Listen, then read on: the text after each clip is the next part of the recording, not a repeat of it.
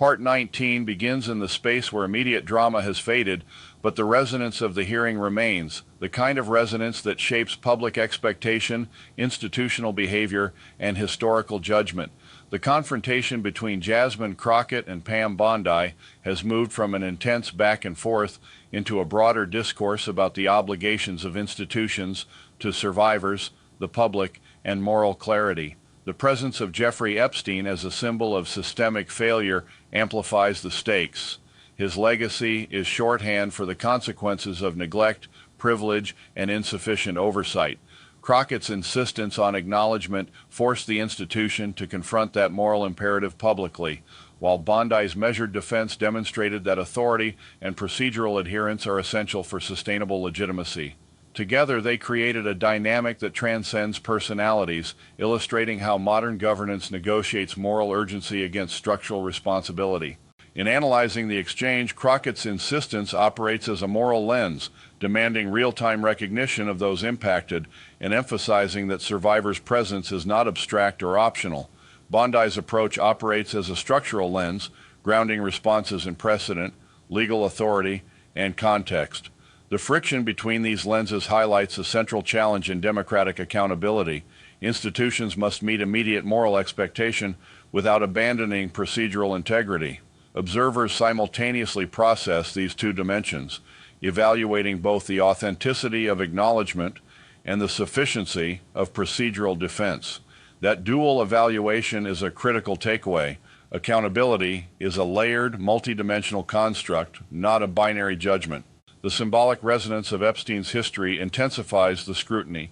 This is not merely a discussion of past prosecutorial discretion, it is a confrontation with the moral and societal consequences of systemic failure. Crockett's emphasis on acknowledgement places survivors and human experience at the center, demanding visibility and ethical responsibility.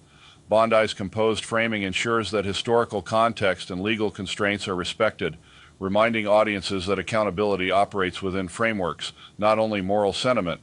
Together, their interaction models the delicate balance between empathy and authority, demonstrating how oversight can be simultaneously rigorous and morally responsive.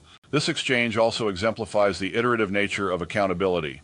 Individual hearings rarely produce immediate reform, yet they establish expectations, influence norms, and shape institutional culture. Crockett's insistence may normalize public acknowledgement as standard practice, while Bondi's measured framing models responsible defense of historical actions. Over time, these moments ripple outward, embedding a culture where empathy and procedural clarity coexist, reinforcing institutional legitimacy while maintaining moral resonance. The iterative process is cumulative. Accountability is strengthened not by a single confrontation, but by repeated reinforcement of integrated principles. The dynamic tension displayed here illustrates a democratic reality. Confrontation and composure are not opposites, but complementary forces. Crockett's intensity conveys moral urgency. Bondi's steadiness preserves structural credibility.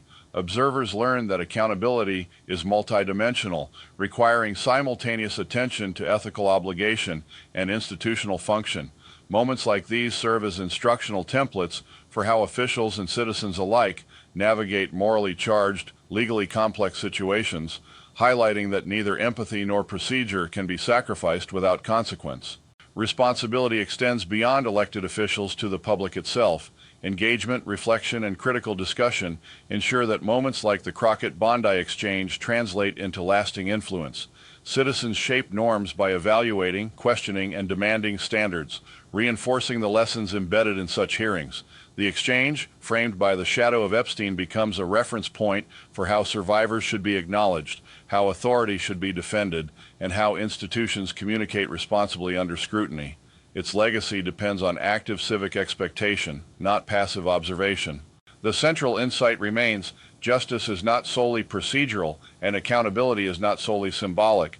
The integration of recognition, empathy, and authority produces meaningful governance. The conversation initiated in the hearing continues to influence public expectation, institutional behavior, and societal standards. It is a reminder that transparency, human recognition, and procedural rigor are not alternatives. They are the pillars of responsive, ethical, and enduring democracy. Moments like this define the way democratic institutions function under scrutiny, ensuring that empathy and authority advance together, leaving a lasting imprint beyond the immediate controversy.